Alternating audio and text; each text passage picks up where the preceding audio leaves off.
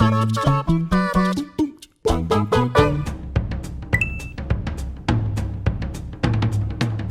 so the biggest video game challenge that I gave up on for a long time is not really a conventional one. It's not like trying to beat the Nameless King in Dark Souls 3, which I did have a lot of difficulty with, or, you know, completing Super Meat Boy or collecting all of the collectibles in Assassin's Creed or The Witcher or anything. No, it is simply completing all of the heists in Grand Theft Auto 5 online. And while this might not be the most on the surface difficult thing in the world, it really is when you had the people I was playing Grand Theft Auto 5 with. It's not, you know, out there to say that we were a team of fools. It was like watching Laurel and Hardy try to be career criminals.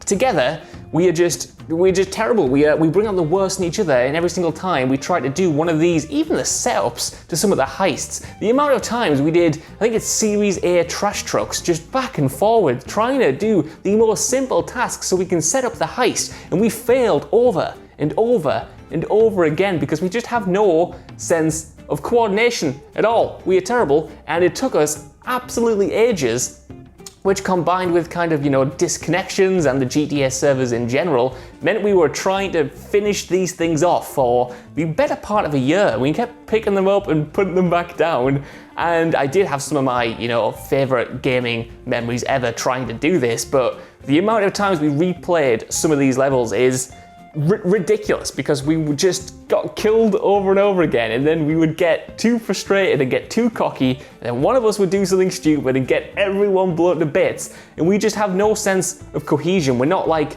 the Avengers or anything like that. And it genuinely was a proper challenge, but when we finally overcame it together as a unit, it was the most kind of satisfying thing in the world. But we did have to give up for a long time before we got to that point. So I guess that's kind of like technically cheating. If we do want one that I totally had to give up on, it was, well, actually it was, what was it? The final Valkyrie in the God of War reboot, because even though, again, there are harder bosses, it just got to the point where I didn't want to grind anymore, and I felt like to beat this boss, I would need to put in more time than I already had. I'd already otherwise finished the game, I'd found all the collectibles and stuff. I just needed this one boss. So I was right at the finish line, and then this just stopped, and I've never gone back to it since. I had the intention to do so, and I'm gonna have to at some point, because it's the only thing left to do in that game. But man, I couldn't stomach grinding out anymore to beat this boss, because I'd played too many hard games in a row. I'd played too many Souls games, I'd played too many other challenging titles, and I got to this final Valkyrie and I thought, I think I'm done. I think I've enjoyed this game enough. I don't want to go through the procedurally generated maze. Just want to have a fun time, so didn't get around to that. I'm sorry. If there's one thing that'll always make me give up in games, it's collectibles. It's go get 100 of X. It doesn't matter what it is. If it's literally just busy work of just comb this environment to find a thing, I'll never do it. In God of War, immaculate 2018's God of War, like literally my favorite game of the generation, I'm not going to find Odin's crows. I'm not going to spend that time just combing the environment, hoping I find a thing to get 100% completion. It's why I don't have hardly any platinums, hardly any 100% completions, and it's why I gave up on I remember the original Assassin's Creed when it was like, right, you finish the game, go collect all the flags. And I was like, I'm done. I love this game. I love this mythos. I love where it's going, but I'm not going to spend my time collecting 150 flags. You know, and speaking of another challenge as well, the original, I think it's either the original Ori and the Blind Forest, or maybe it's Ori Will of the Wisps. One of them, to get the 100% completion, you have to finish the whole game without dying. Never going to do that. Any challenge that just says get through this whole game without dying, never going to do that, because the potential, even just imagining the idea of getting all the way to a final boss or a final level and then dying and knowing that all those hours were wasted, I can't volunteer for that. That would completely break me, and even the idea of it sort of breaks me as well. So yeah, full-on collectibles, any sort of go hoover up X many collectibles, and any sort of no-death run. I champion the people that can do it, that have the wherewithal to get through that without breaking themselves, but I would be pre-broken even thinking about it. So a challenge for me that I have tried multiple times and still just cannot seem to do in a video game is in Dishonored 2, it gives you the opportunity to play the entire game without any supernatural abilities.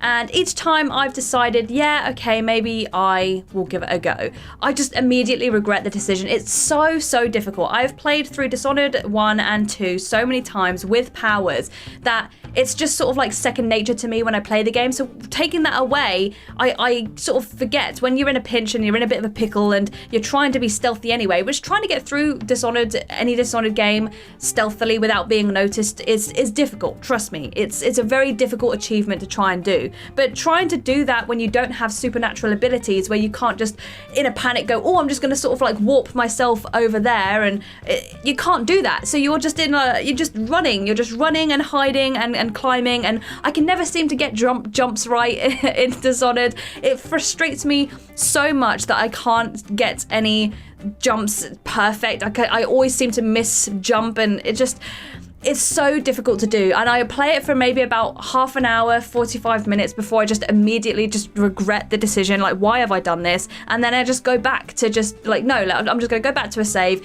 I'm just going to say yes to the mark, and I'm just going to have powers, because I just can't do it. It frustrates me knowing how good the game is. It's just a whole different level of challenging. Just the game itself can be very hard at some points, but taking those powers away is just, it's ridiculous. It's so ridiculous. And one day I will try and do it. I will try and complete the game without any powers. But as of yet, I can't. It's too difficult. It's infuriatingly difficult. And it's one of my favorite games, and I don't want to see it that way. You know, I still want to love it. So yeah, not yet. One day.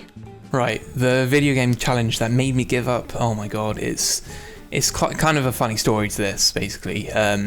Back in 2012, I was in like a flat share with about 3 others, and we didn't have any internet because, well, you know, we were really poor at the time, and we had one single Xbox 360, and it had Guitar Hero 3 on it as well, and annoyingly, it didn't have a Guitar Hero controller, and I just wanted to play it so bad because it's, you know, it's a bloody brilliant game. So I ended up trying it on an Xbox 360 controller, and my god, it is hard. It can be done, but the main issue of it is that there's no strumming at all. So I got up until what was it, like the 7th part of it, like the 7th stage, I think it is, and then you get to like Knights of Sidonia, and it's got loads of strumming right at the start, and it can get really tough. I actually tried in stage 8. There's also Cliffs of Dover, which can be done like quite easily because there's not really many strumming in it. But Knights of Sidonia, you literally just cannot get through it because you have to tap as fast as you can strum, and that's literally impossible, really. So trying to get through the career mode on that, I just gave up, really, because that was just impossible. And don't even get me started on how you're supposed to do Through the Fire and Flames. My god, I wouldn't even know how to do that in the first place. Just, yeah, impossible. Hello all of you lovely people, Jules the Perennial Egg here, and this is the thing, when it comes to a video game challenge that made me give up, it has to be found, unfortunately, in Final Fantasy X. Now, I love this game, I think it's amazing, all except for that horrible laughing scene, but we won't talk about that, because instead we're talking about another absolute bane of my life, and that was the Sun Sigil challenge. Now, if you don't know what that is, you basically needed to get this if you wanted to get Tidus's ultimate weapon, and yes, I will always call him Tidus, it makes much more sense narratively. Why would you ever want to call him Tidus? Find your center, Jules. To get this, you needed to complete a minigame. Not just any minigame, though, it was a Chocobo racing game, in which you had to get 0 as the time limit. Or actually, technically, under 0, a negative time. And the only way that you could do this was by popping balloons that gave you -3 to your overall time, and avoiding other Chocobos that would give you +3 to your time.